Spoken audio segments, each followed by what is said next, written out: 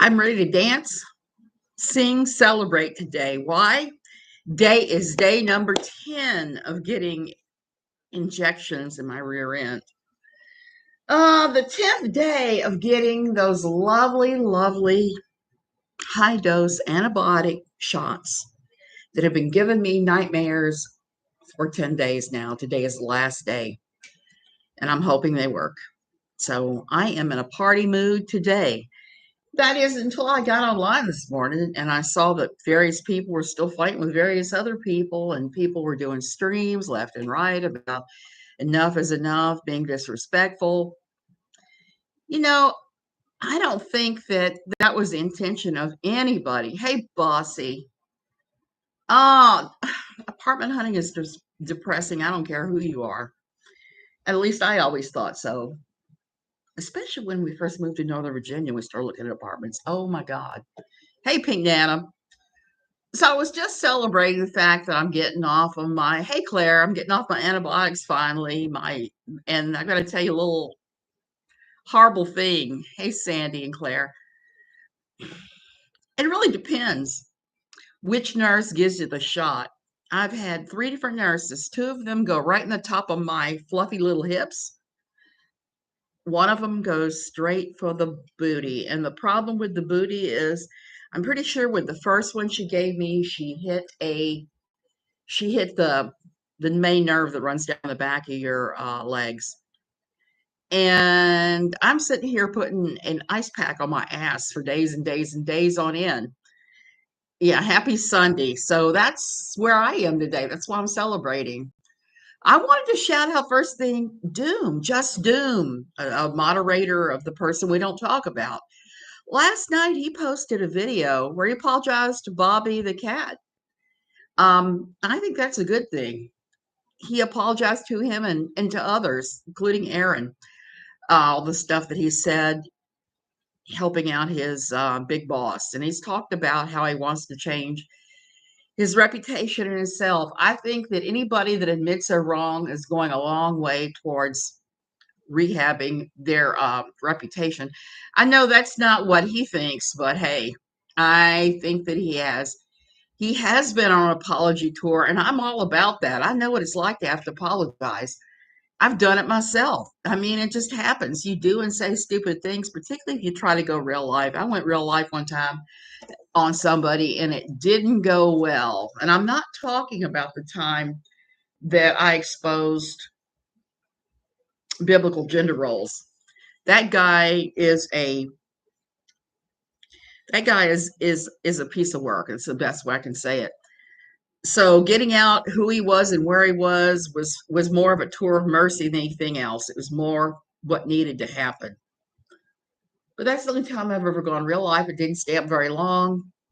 I attempted to go real life in the anti-KJ community. That was a big mistake. Not with KJ, but with one of the other people.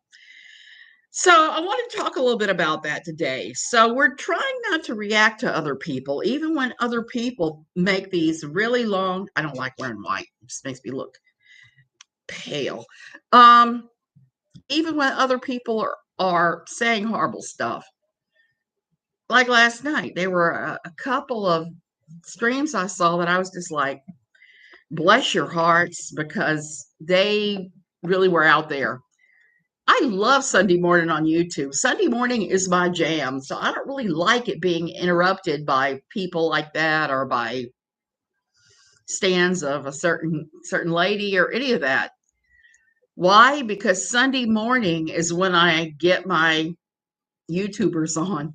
It's where Friday night and Sunday morning is when my favorite YouTubers update.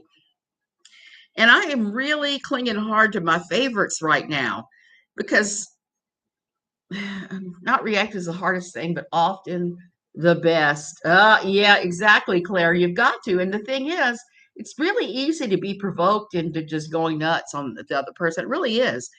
The not reacting is the difficult bit.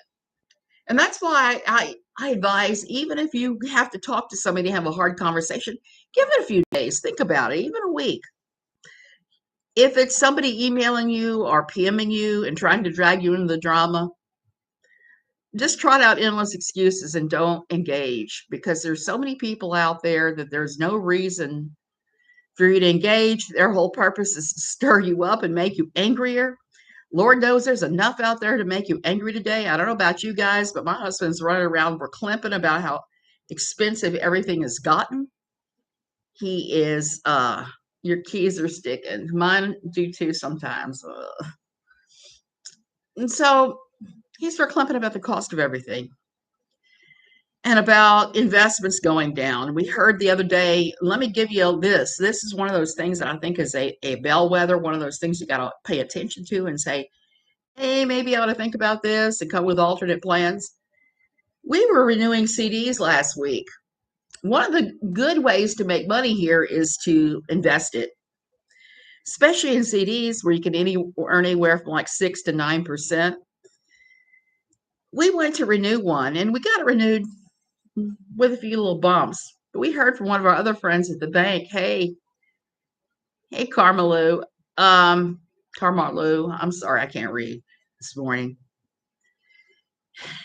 Right after we bought ours, I got a note from a friend of mine working there that they're freezing all investments. You won't be able to make new investments through our bank. And our bank is one of the most stable ones. It's owned by the government. It has government securities backing all your accounts. So that's a pretty big step. And I had to ask why. And they said, well, there's a lot of things going on. Gas is going up. This is going up. That's going up. And nobody knows what's going to happen with the war in Ukraine. Nobody really knows. So I have to think that that is part of what's driving some of the things we're seeing, some of the crazy things we're seeing online. People are just losing their damn minds because of the uncertainty. And add a solar flare, we're in the middle of a solar flare, add a solar flare into that, and you really have some crazy going on. I'm convinced of that that's one of the things that's going on. So what do you do to avoid these things besides say bless your heart and click off? I think one of the biggest, best ways is to do something that you always wanted to do that maybe you're not going to do, you've never done before, or you've wanted to do. It's kind of scary. It's something that you think maybe you can't do.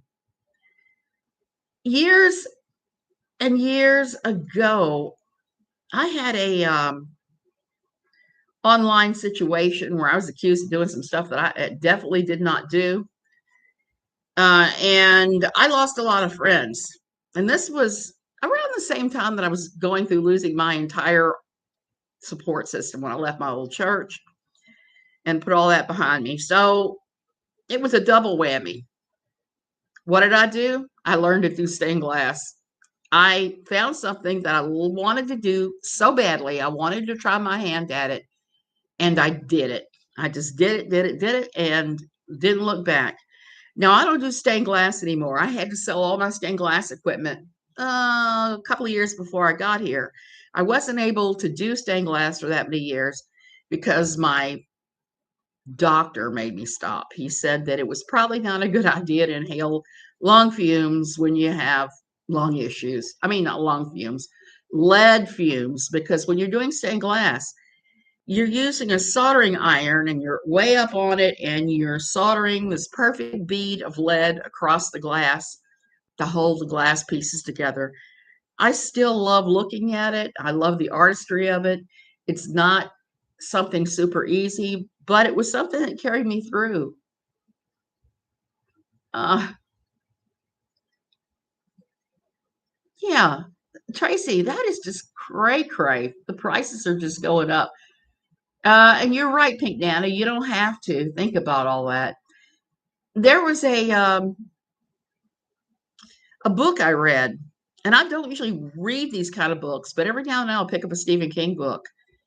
It was the sequel to what was the movie? The Shining. It was a sequel to The Shining. It was Danny Torrance all grown up, struggling with substance abuse, as you can imagine somebody might do if they had those kind of powers. And in the book, the character, I'm trying to think of what his name was. Ah, the chef character was still alive, unlike uh, Bye, Bossy. Unlike the movie, the chef was still alive, and he taught Danny the neatest trick. And I have used this trick now, and I find this is also helpful when you have things happening like community things that you don't want to think about. He told Danny to think about the thing that he feared. It could be like, it didn't have to be a ghoul or a ghost. It could be just a negative thought. Stick it in this box, spin the lock like maybe a safe, and then just shove it away. Shove it behind the wall and don't think about it. Now, I understand that can be an unhealthy denial technique, but if you are struggling with stuff like that, it's actually very helpful. If you're struggling with negative thoughts that you're trying not to engage in, you're trying not to get dragged down in somebody else's street fight, you just have to disown this thing and get it away from you and say, yeah, no, that's not me. That is not going in my mind. I'm going to firewall that thing off from me so that I don't have to think about it anymore. I found that this technique is useful for me because I have the tendency, I don't know about you guys, but I have the tendency, so in the middle of the night, I've been known to wake up and worry about random stupid things. Random stupid things. And I found that that technique is really helpful for that because if I do it, I'll be up all night worried about this random stupid thing that may or may not happen. Like right now, my husband's having some problems with his U.S. investments, and he's got a call tomorrow, and he's very upset. I could get real upset with him, or I could just wall the thing away because I can't really affect it. I can't really affect the outcome either way, so I need to just disown it. You got to own it, just disown it, push it away. Don't do anything with it. So there we go. And the other thing that I've found that's very helpful, and I had to do this 5 or 6 times now, shuffle your YouTube deck. Right now, the people that I'm watching the most, I'm watching Kelsey with 7-4 gear. He's a pilot. He explains a whole lot of things. Since I fly a lot, it's helpful to know that that weird dog barking noise under some planes is actually the emergency hydraulic system kicking in when you're on the ground. It's helpful to know because I've always heard that thing and go, what the heck? Apparently on the Airbus planes, that's a feature, not a bug. So knowing that was helpful. Knowing why pilots do fly arounds was very helpful because there have been times here, especially where I know the terrain very well, that they've done 2 or 3 fly arounds, and I'm looking and going, why are we circling again? Okay, there's Route 1, Pan American Highway. There is the windmill farm over near the volcano. There's this, there's that. And be very curious as to why we're going in a circle around the airport. Well, now I have a better idea of that. So I'm all about learning with YouTube. You can learn a lot. I love Dr. ER. The first time I watched him, I said, who is this goofy guy? Who is this hideous, goofy guy that's just like running his mouth? He's good looking, but he's tall and he's goofy, and he's looking at cartoons and he's doing the medical examination of the medical things with Homer Simpson or whatever. And he just makes me laugh now. And I've learned a lot. Have learned a lot. Even me, who's like worries about my health all the time because I've had so many weird things my entire life. I learn a lot. Like I didn't know that when you're on an airplane, your O2 stats drop because you're in pressurized air. And if you got any kind of lung thing going on, you're gonna feel it on the plane. I know. I just feel like I feel drowsy and weird on the airplanes. I'm always going to sleep. Just like I'm always warning my seatmates, you're going to hear me snore. So I'm sorry. You can poke me, you can prod me, you can pinch me, whatever you have to do to make me shut the hell up. So let me tell you some other people on my list. Midlife crisis is another one. Dr. Rowan, he just posted a very awesome video that I got a big kick out of this morning called How to Do CPR in Zero Gravity in Space. He explained all the different ways you could do CPR. And I was curious to see that because all my years that I was working at the Children's Residential Treatment Center, that was one thing we had to qualify for every year was CPR. So knowing how to do CPR in less than optimal circumstances can come in handy. So he explained that. Plus, he had video of himself on one of those parabolic flights where they go into zero G for a while. So that was extremely interesting. I got the biggest kick out of that for me, and I'll follow a mortician. That's extremely funny. She talks about things that she does. I follow a ton of musicians and a ton of historians. Oh, and one of my favorites is a guy by the name of Scam Baiter. What I do with the scammers, the romance scammers, he does with all scammers. So I have nothing but mad respect for that. A ton of historians. I love history. Like Weird History is one of my favorites. I watch them. Oh, now why are none of my history people posting? But I have a ton of people that do reality TV posting on my YouTube. Mystery Scoop is another good one. I sometimes watch Dr. Todd Grande, but I have kind of mixed feelings about him. Sometimes I watch him and I think, oh, that's the best thing ever. And there's other times that I watch him and I'm like, man, he missed the boat. Her Remarkable History, that's another really great history one. I watch a guy that does cruises, the ship life, even though. Oh, and Today I Found Out is one of my favorites. They have really crazy stuff on there. I had no idea that the Nazis were so involved with American business during World War II. It's actually kind of off-putting. So there you have it. Those are the people I watch when I'm trying to stay away from drama. When drama is affecting me, there's times that I've put people on kind of timeout so I don't have to see their posts or their YouTube videos. And I don't follow a lot of drama channels for that reason. Now, if one runs across my feed that looks interesting, I will sometimes break down and watch it. I do sometimes watch Renelle Smith. She tries her darndest to be 100% factual without a box of Kleenex. And I have to appreciate that because there's so much, I'm not going to say lies, but let's say speculation and possible untruths. Lots of untruths being spread. And like yesterday,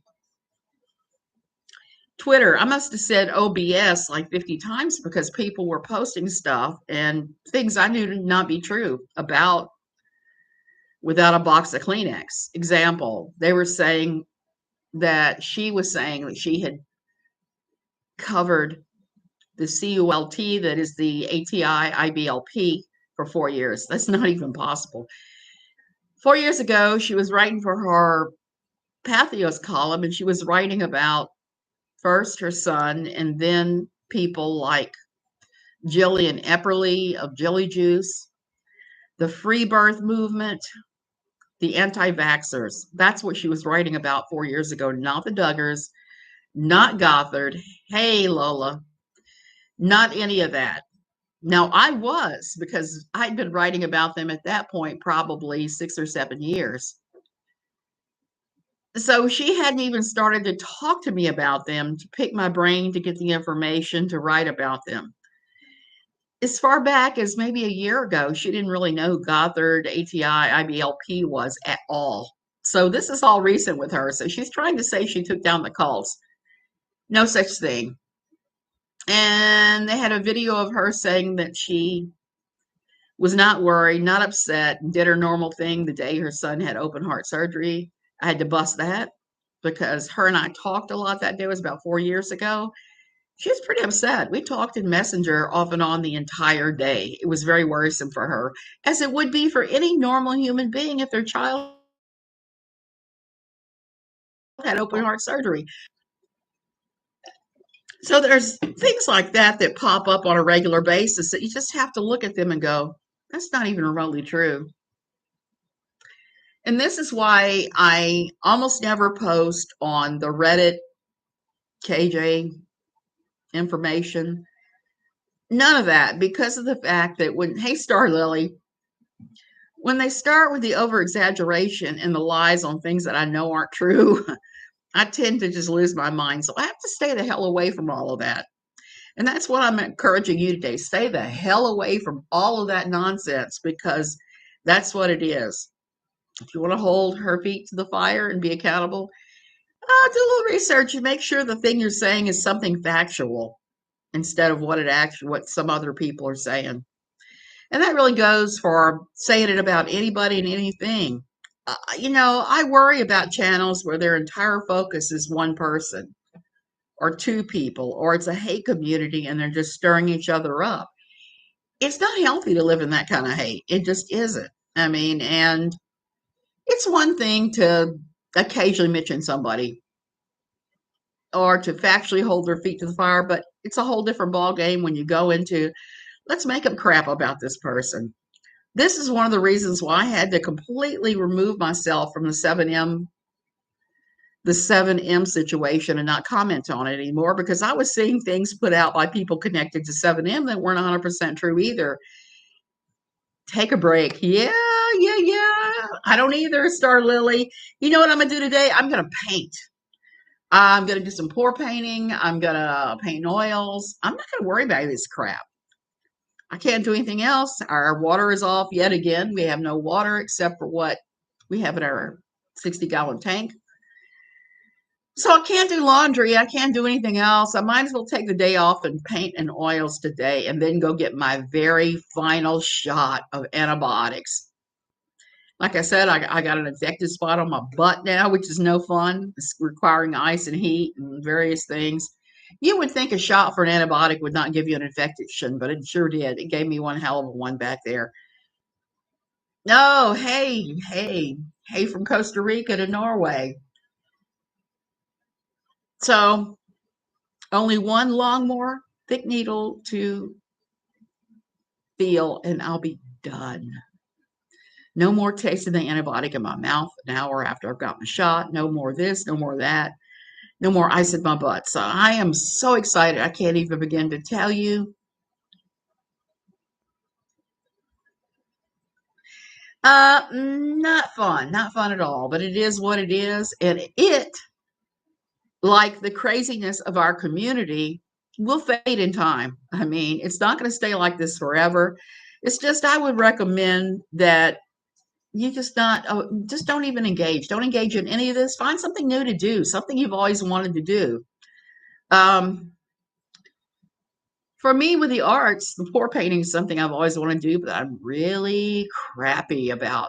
Star Lily, I am hoping so, because the sicker I am, the less likely things around here get done, the more likely I am to be laid up in the bed or sitting right here doing this.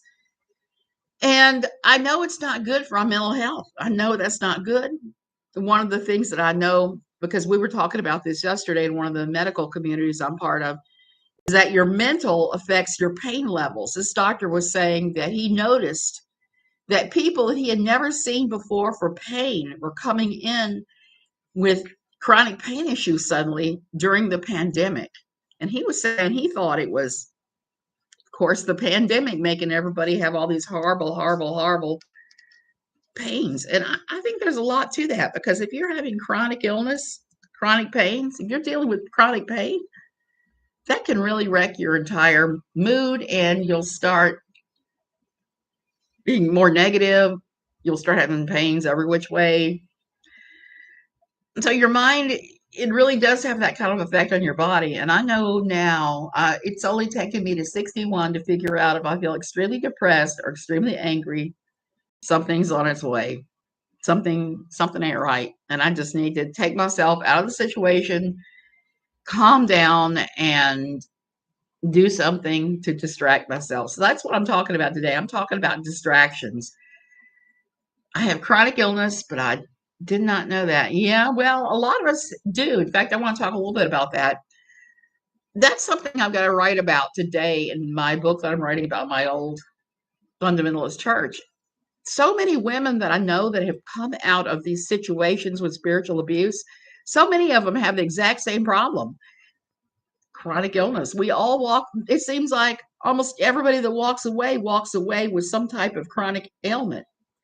I know I did. Vicki Garrison did. So many women that I know who came out, they have all kinds of issues.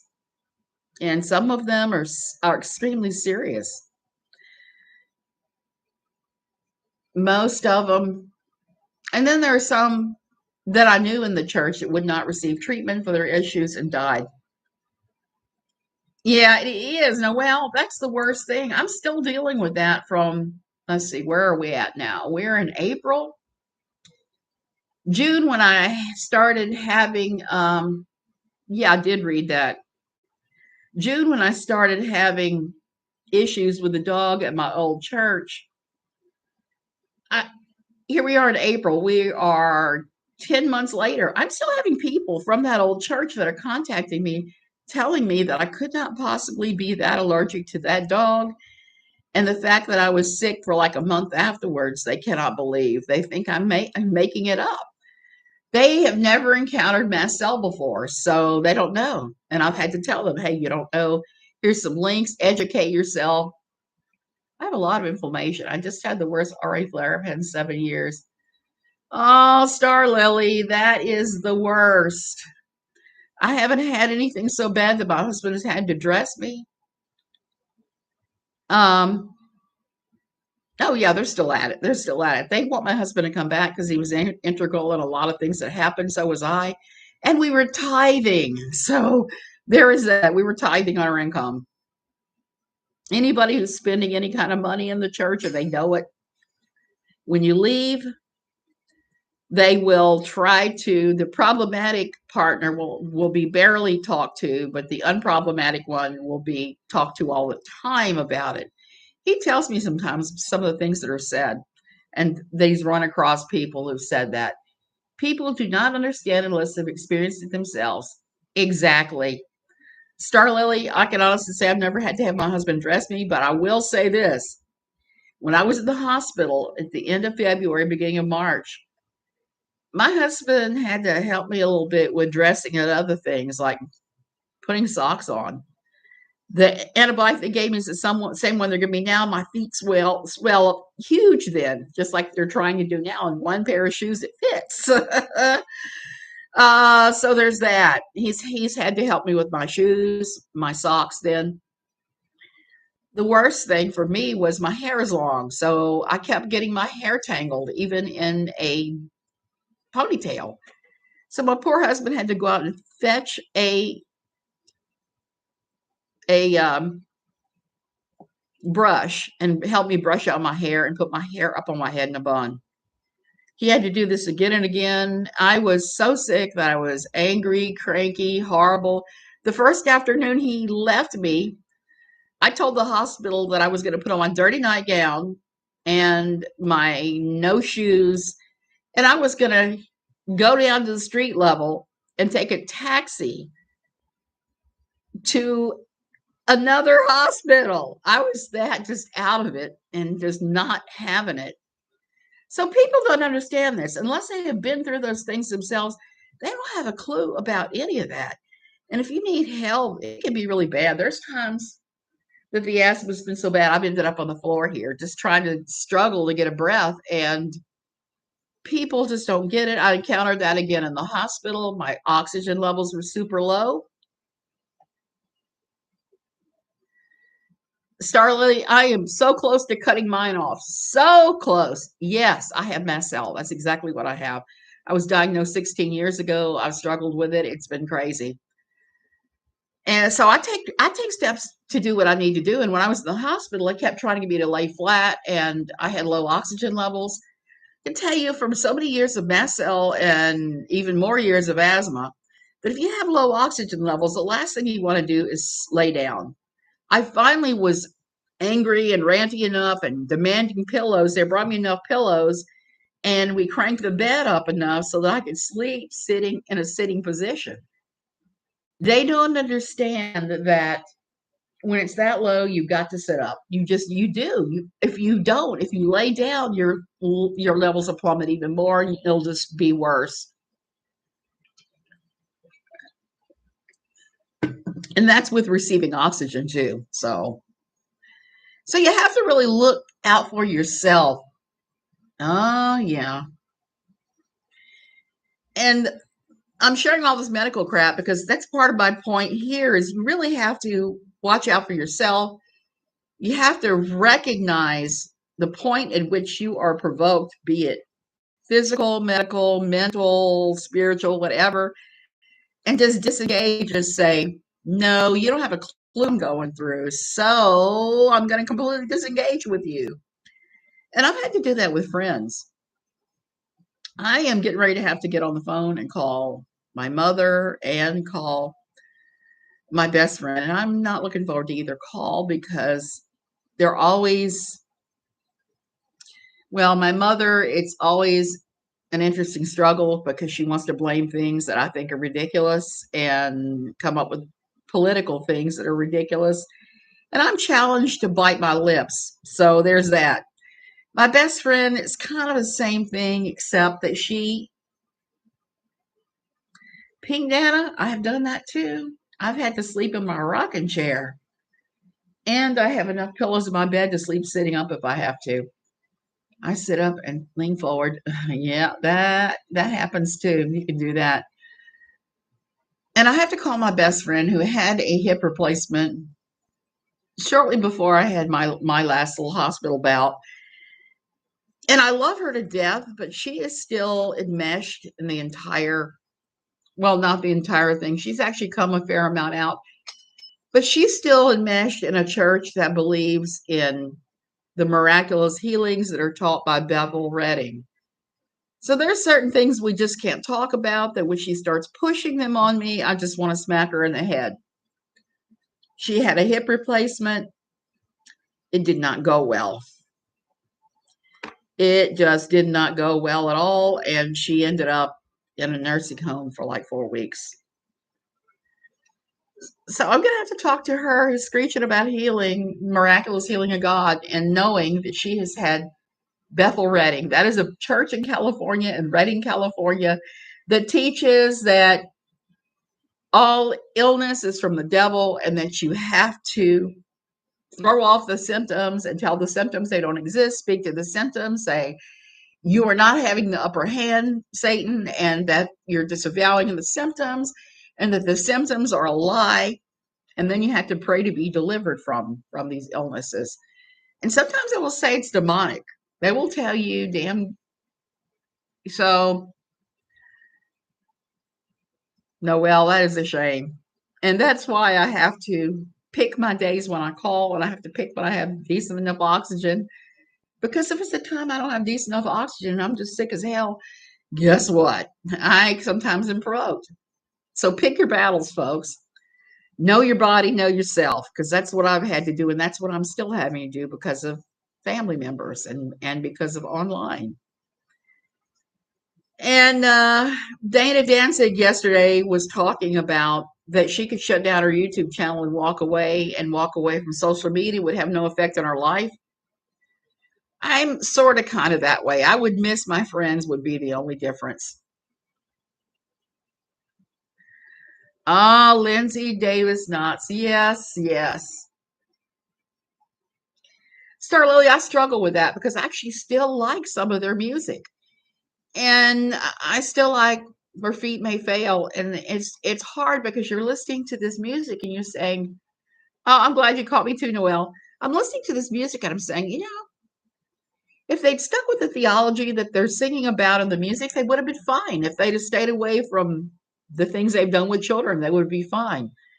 That's one of the things that I really, really, really, if I could just wave, if I had a magic wand instead of a spoon, if I had a magic wand, a spoonie with a spoon, and would wave it, one of the first things I would wish for is that churches would deal with abuse correctly and rapidly.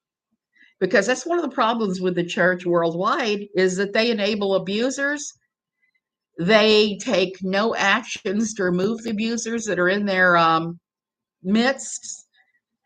And they let them go on and they kick out the people who are the abused. I struggle with that, struggling knowing that that's what's going on. knowing that that's what they're doing and knowing how incredibly horrible that is to have to live through and to recover from. I'll have to do that, Star Lily. I haven't done that. Part of the thing with me is we've been church hopping until we got here. Well, we were in the Methodist church for ages, and the Methodist church is pretty good. The only problem that I had with the Methodist church is when I got enmeshed in some of the things that we're doing, it started to be some difficulties. Like my husband was put in charge of counting all of the offerings. And the church was the largest one in 3 counties, so you can imagine how long that would take. I would start at 9 o'clock in the morning with a partner, and we had our system down to a science, and we wouldn't be done for 5 or 6 hours and balance out. That's how much money that was taken in. And I was getting grumbly, grumbly, grumbly. Rose, hey, oh, Rose, I am so sorry. The community is a mess. And I'm trying to get back to when the community was not a mess and say, hey, we don't have to be a mess. We don't even have to like each other. We just have to be sort of kind of polite to each other. You know, if I have a problem with somebody, I will pick at them. I will do something humorous, comical, whatever, because of the fact that that's just how I am. That's how my mind works. I love comedy. This book I'm writing about my old church, that is the only way I was able to start writing about some of this crap, was to couch it in comedic terms, because some of it, I was looking back with the benefit of having been out since late 2006 and saying, this is a whole lot of crazy. And I don't know how I participated. Well, I was telling my husband last night, it's like, how in the hell did I not run away screaming? I was telling him the story that I've told here many times about the stoned boy that ended up getting an exorcism. And I, as one of the two adults in that teen lock-in, was standing off to the side watching this with big eyes, saying to myself, that kid is merely stoned. Why are they sitting on him? Lana, get up. You're squashing all the air out of him. So I was watching this and I didn't stop what was happening. I'm trying to be better about that. I'm trying to do, when I see something that's not right, go to the person and say, hey, this isn't right. Can we correct this? Hey, Brenda Lee. So I'm not always good at that. I fail. I screw up like everybody else. My book is actually a series of me screwing up, quite frankly, and sometimes doing the right thing. I've talked about that quite a bit. And I've had to change my minds about back and forth about some of the things. Like, I used to love worship. I still love worship. But the way I worship now is very different than the way I worshiped when I was going to my old church. Why? Because I saw so many people that I'm looking now at their worship and saying, that's performance, that's performance, that's performative.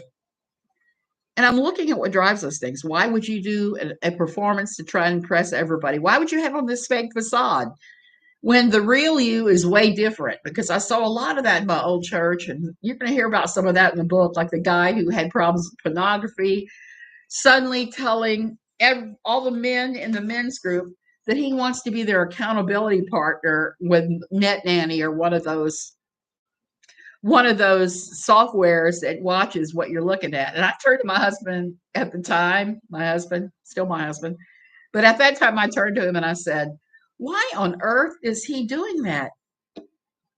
Is he trolling for new websites? That's exactly what I said. I was like, at the time I felt bad because it's like, that's the most cynical and sarcastic thing I could have said.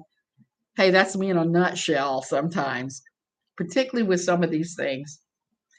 And there were times when I would just sit back and laugh because I'd see stuff, but everybody asked me if it was so awful and you saw how toxic some of the things were, why did you stay? Well, when we first joined, it was just an old country church that seemed like everybody was trying to do the best they could to be a good person, according to the Bible. And then as they got more involved, as Bethel Redding came in, as Brownsville Revival came in, as IHOP out of St. Louis came in, as all these different places came in and people came in,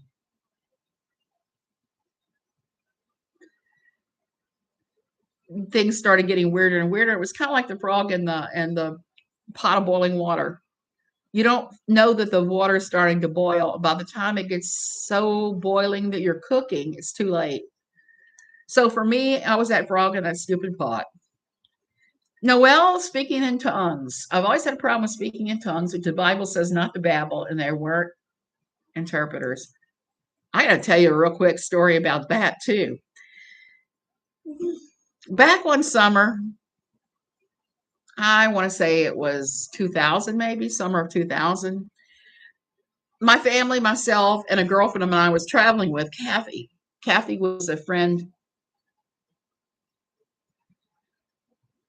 Go, Rose. Go with my blessing. Be blessed. Have a great day. And just don't listen to those people. Don't listen to those people at all because you're pretty awesome. So we went to Brownsville Assemblies of God Church, Brownsville Revival in Pensacola. Pensacola is, I don't know how many of you are familiar with Pensacola. Pensacola is a place I was pretty familiar with because growing up, we always had a beach house in either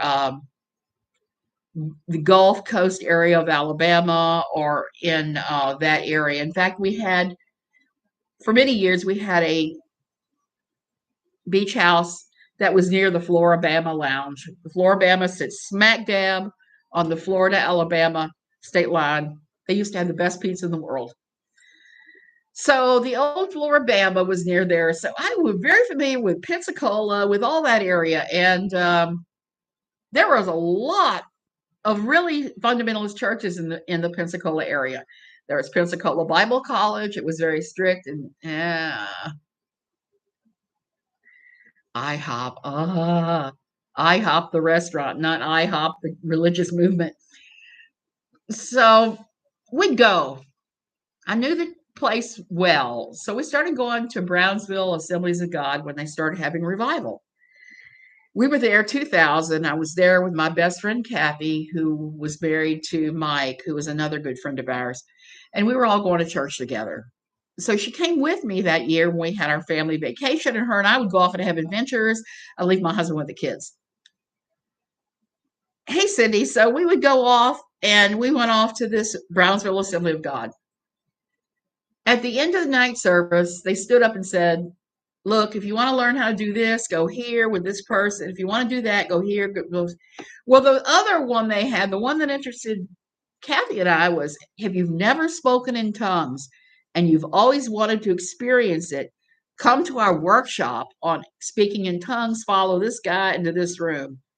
So away we went, her and I. And they started trying to teach us to speak in tongues, and it was kind of unsuccessful. I could see everybody struggling with it, including myself and Kathy.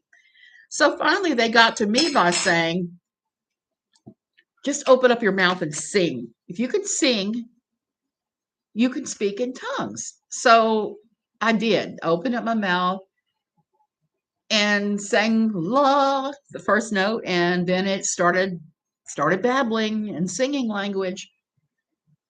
Part of me now wonders if I did that just to get the heck out of there, because they were not going to let you leave until you spoke in tongues. And as more and more people did it, you had more and more people surrounding you, pressuring you to do this that worked there. I guess they worked there, ministered there would be better description. Until the nitty gritty very end, like 11:30 at night, it was myself and Kathy. And I had started to sing in tongues, I guess, to get out of there. I don't know how genuine it was. And they were all surrounding Kathy, and they were trying to force her to speak in tongues, and she just couldn't do it. She just couldn't or wouldn't or whatever do it, and she wouldn't fake it. And I've got to give her credit for that, because not everybody would have been able to hold out if they didn't actually feel it. They would have just gone with the flow, like so many things I've seen happen at so many of these churches. You go with the flow. Don't make waves. Don't do this. Don't do that. Be normal. Whatever normal looks like. So she held out until they actually started to turn the lights off in the church and kick everybody out. And we came out, and my poor husband says, we've been waiting for hours. Where in the hell have you guys been? It's like speaking in tongues.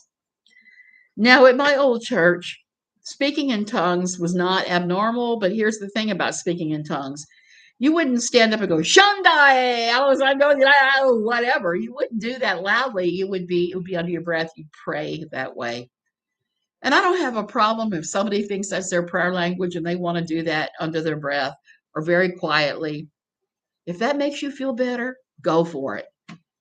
My problem still with speaking in tongues is those people that jump up and shout it out loudly and there's no interpretation. It does say in the Bible that you're not supposed to do that. And it seems to indicate about prayer that it's not something that you jump up and make a big whoopity-doo about. You just do it supernaturally. You do it when you're alone mostly, I think, seems like to me. Or you're just quiet about it. You don't run around screeching it. So speaking in tongues is a whole different ballgame I'm going to have to cover in my book because it was a crazy, crazy, crazy thing there.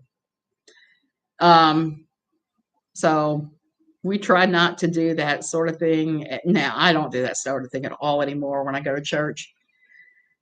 And I haven't been in some months because the COVID rates are crazy here. It's 2 years on. I'm fully vaccinated, but I haven't had COVID at all. I plan on keeping it that way if possible. And I just don't see the advantage of going out when the COVID rates are high here. My husband still goes. But I did see an interesting study the other day where they were saying they're going to start looking at the genetics of the people that aren't getting COVID. And they were talking about it seems to be people who are O positive that catch it at a lower rate, and they want to know why. And there may be something to that because we've been exposed 6 or 7 times to people directly and not caught in COVID. If speaking in tongues in the church, someone always has to have an interpretation. That's exactly right. You're supposed to have an interpretation anytime somebody speaks loudly in tongues. That's exactly. I mean, that's what it says in the Bible. But you have to keep in mind with the Bible, you really have to look at the language of when it was, the language, how it was written, and all those different things. Because there are parts of the Bible that contradict each other. So you really have to, I talked about this before, that the truth of the Bible is sometimes like a gemstone that's got a lot of different little facets on it. That's really how you have to look at the Bible and say, okay, so what is this scripture saying? And what is this scripture saying with this and this? And you may look at a scripture and see 2 or 3 different things in it, 2 or 3 different non-contradictory meanings. And that's okay. My problem comes in with the Bible is when people say only the King James Version is the holiest of holy. Brenda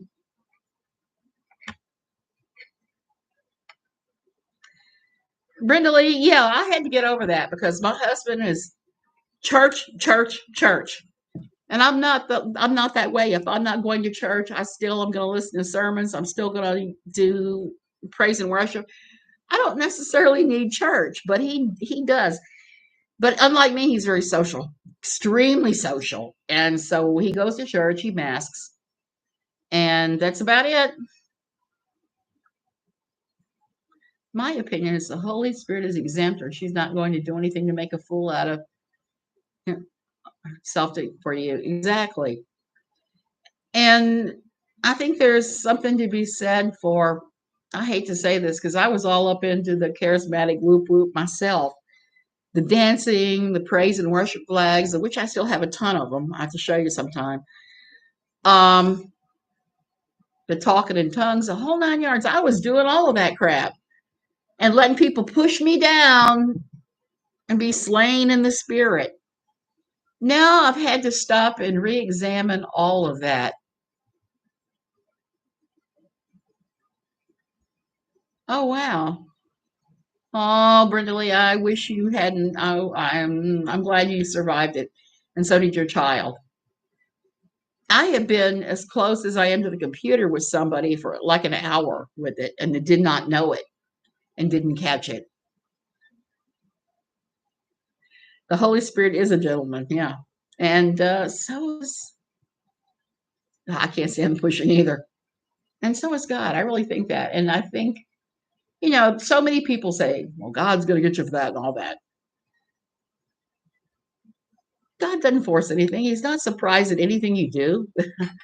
I don't think he's sitting around going, oh, why did you do that? Oh my goodness, I'm going to have to send you into hell because of that. I am not seeing it like that. I've seen some things happen that lead me to believe that God's a gentleman himself. He's not surprised by anything we do. There's, it was, who was it? King Solomon that said there's nothing new under the sun.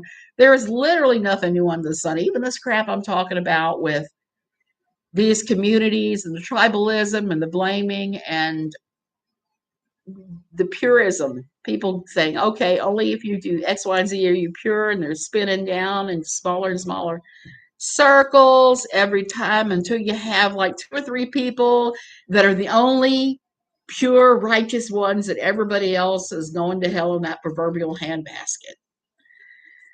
It just sucks. You just need to accept everybody. You don't have to be an a-hole to everybody. That's one of my big pieces of advice. There are people that I will sit there and not react to, and I'm not always perfect at this myself. I struggle with this. We had lunch with a member of the church my husband's going to now, and the lunch was lovely. I enjoyed the food. I enjoyed the quote fellowship unquote. I was enjoying myself until the ladies started talking politics and started pushing some things that I know aren't true. I've looked things I've looked at. I've spent a lot of time looking at, telling me how certain politicians were Jesus on this earth, and um, yes, Steve McRae manager. That is exactly right. So I actually got mad and stood up at one point and said, I am not listening to this crap. And I stood up and left. And it didn't make for a good thing. And the woman somehow got my email address, and she has since filled it up and spammed me with all kinds of crap. So I don't know what that's going to be like when I go back to church, and there she is, because she's a regular member. Yeah, high pressure tactics are used to make the sale. That's exactly right, and that's exactly wrong. And that's something that was pushed so hard in so much of my church experience, is that we have to make this the most attractive to unbelievers possible. I mean, I saw that used to sell things like religion using sex. I mean, they actually said, you have to have the best sex on the planet. You have to be glowing from it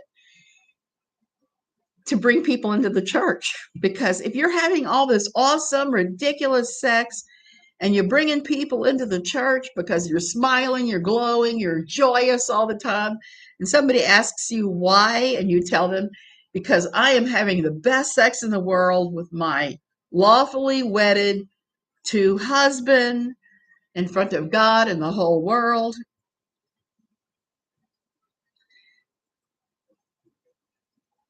Yeah, he does know the crap you're going to do and the crap you've done. That is so true.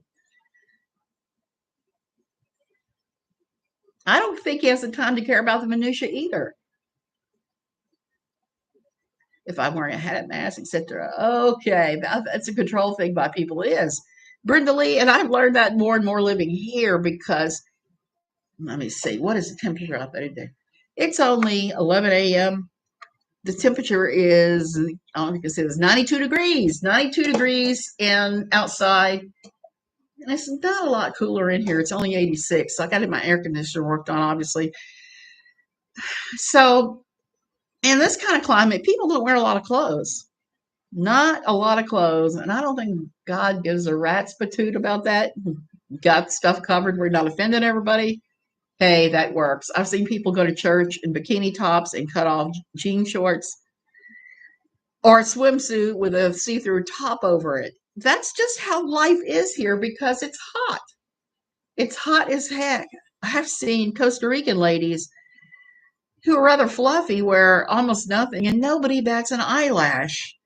And unlike what is claimed by some cultural enforcers in Christendom, nobody is throwing nobody to the beach and banging them or raping them or anything else. It's like the iguana walking past a monkey in the tree the other day. It just doesn't even register. It's like, coming through, no problem. It's just not a problem. So that's one thing I think the church has really got to reform is the whole modesty standard. Like I said in my book, and I said the other day in my thing, I see it do real harm. I know the harm it did to my daughter, that kind of theology. And I was telling her it's wrong, it's wrong, it's wrong all those years. But she's like, no, mom, I'm not dating. I'm not dating until I'm ready to get married. Then I will have courtship. I'm like, you're missing so much. You're missing homecoming. You're missing going out with all your friends on double dates or group dates to the movies. You're missing so much by doing that. Experiences that you need to have to be able to develop. To no avail. She was buying what was sold at church about that. And to my everlasting regret, there were a number of things like that that I bought, she bought into, my son bought into, my husband bought into. That have we have struggles with that today to this day. I'm going to tell another story on myself. Yesterday, I got up by usual time, usually somewhere between 6:30 and 8 a.m., depending upon how sick I am and how late I stayed up the night before. So get up, I walk into the living room. My husband looks at me. He gives that and does that body language that tells me he's very angry. He looks at me and he goes and says,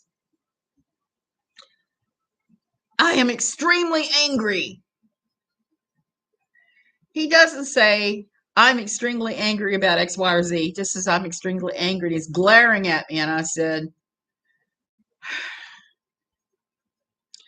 cough it up. What did I do now? Tell me what I did so I can apologize and move on. And I said it about like that. I was pissed because I was going to get my coffee and he's spilling his anger onto my coffee escapades, like spilling his peanut butter onto my chocolate. I mean, it was like that. And it was not a good thing.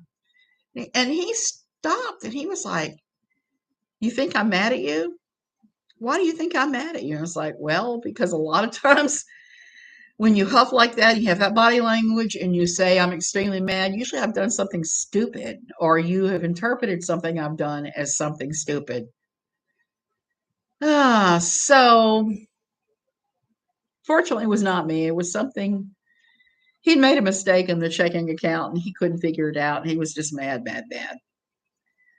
But I carry that out from fundamentalism that everything is my fault. And I still struggle with that to this day, even though I just jumped right in there and gave myself up like I had done something for him to be mad at me about, even though, as far as I know, I haven't done anything for him to be mad at me about except for not finished up the taxes yet, which I will do in a day or two.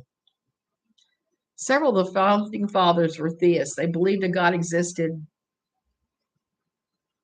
but that God started humanity and moved on. Yeah, that's pretty much how I'm thinking too.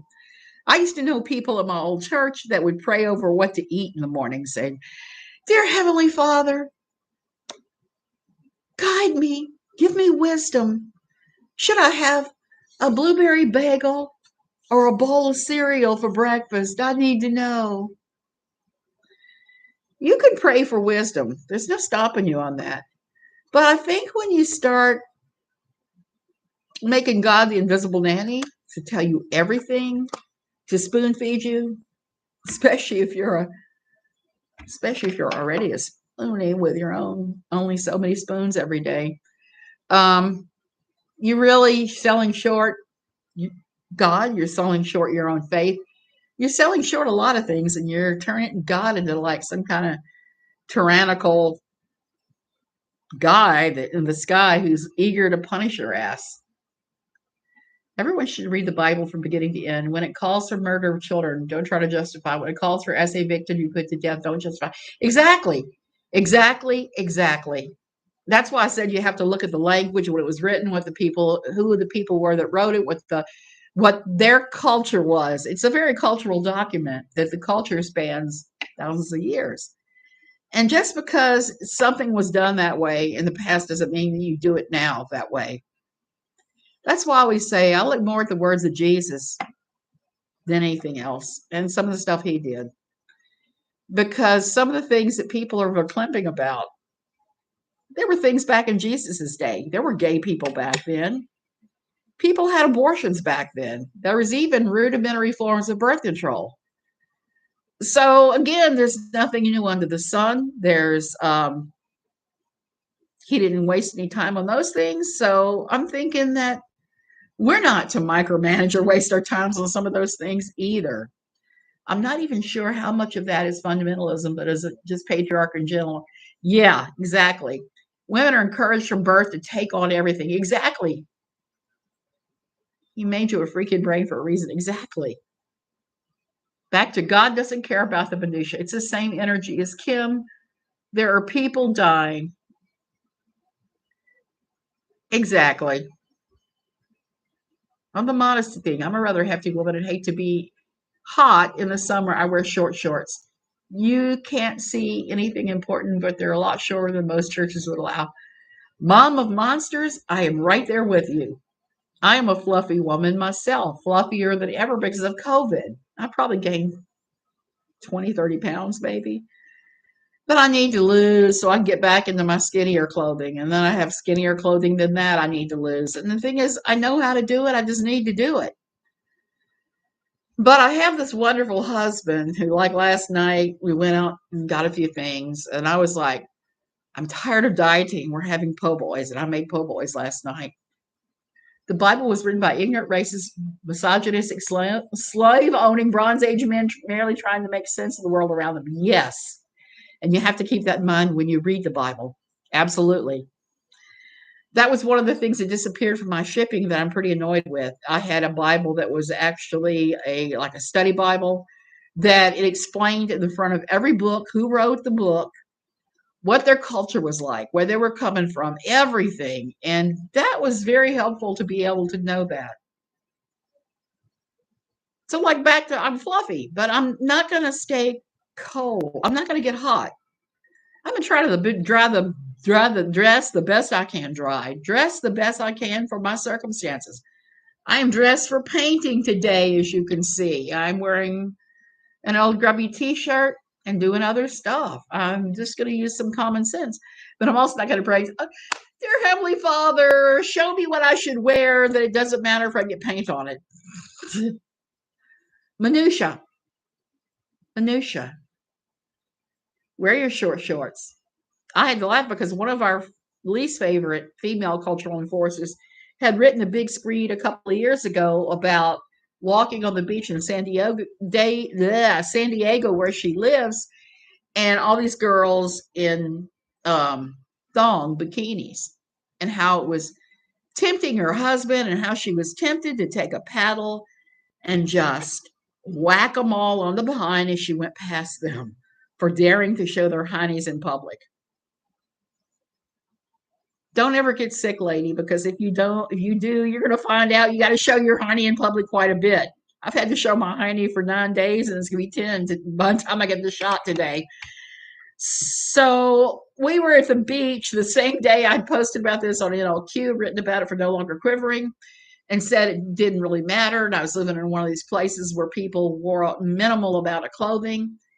We were sitting on the beach, my husband and I, and this lady came running up in a bikini, a thong bikini at that, with her surfboard. Her and her male friend were getting ready to go surfing. They put the boards down. They started doing the exercises. Now, if you surf, there are a lot of exercises you could do to limber up to do it. I mean, everything from like windmilling your arms, people do, to bending over and just grabbing your toes and stretching out good. There are a ton of really good exercises. Squats where you squat and then jump up, squat and then jump up. This girl started doing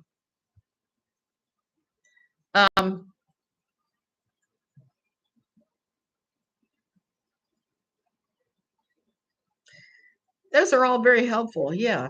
But so this girl bent over to do the stretch where you stretch your hamstrings and you stretch everything else. And her bottom was pointed right at us about 10 feet away. And she just had this little thin string between both butt cheeks. And I turned to my husband and I said, have you popped a boner yet? And then I started laughing vilely. And he just said, no, why would I? And I said, because according to said female enforcer, you should be popping a boner and thinking about raping that lady right now, but you're not. So that tells me you're normal. You're not one of these wackos obsessed with sex like so many. Hey, Silver Goddess, like so many in fundamentalism are so incredibly enmeshed in sexual thought all the time, much more so than people who are not enmeshed in that. So,